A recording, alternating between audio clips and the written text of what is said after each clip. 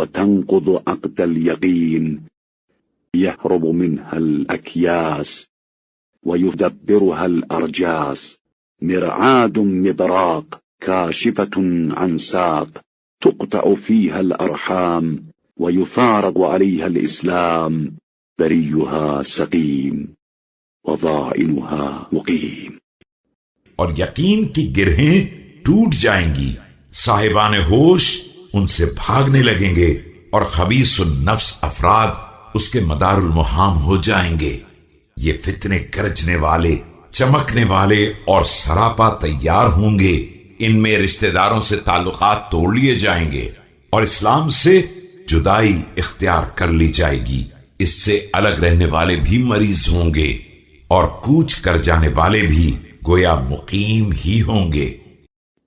بين قتيل مطلول وخائف مستجير، يختلون بعقد الأيمان وبغرور الإيمان، فلا تكونوا أنصاب الفتن وأعلام البدع۔ اہل ایمان میں بعض ایسے مقتول ہوں گے جن کا خون بہا تک نہ لیا جا سکے گا، اور بعض ایسے خوفزدہ ہوں گے کہ پناہ کی تلاش میں ہوں گے۔ انہیں پختہ قسموں اور ایمان کی فریب کاریوں میں مبتلا کیا جائے گا۔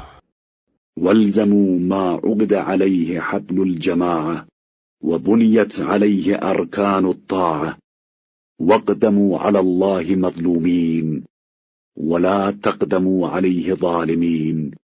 لہذا خبردار، تم فتنوں کا نشانہ اور بدعتوں کا نشان مت بننا، اور اسی راستے کو پکڑے رہنا جس پر ایمانی جماعت قائم ہے اور جس پر اطاعت کے ارکان قائم کیے گئے ہیں۔ خدا کی بارگاہ میں مظلوم بن کر جاؤ، خبردار ظالم بن کر مت جانا۔ واتقوا مدارج الشيطان ومهابط العدوان، ولا تدخلوا بطونكم لعق الحرام، فإنكم بعين من حرم عليكم المعصية وسهل لكم سبل الطاعة۔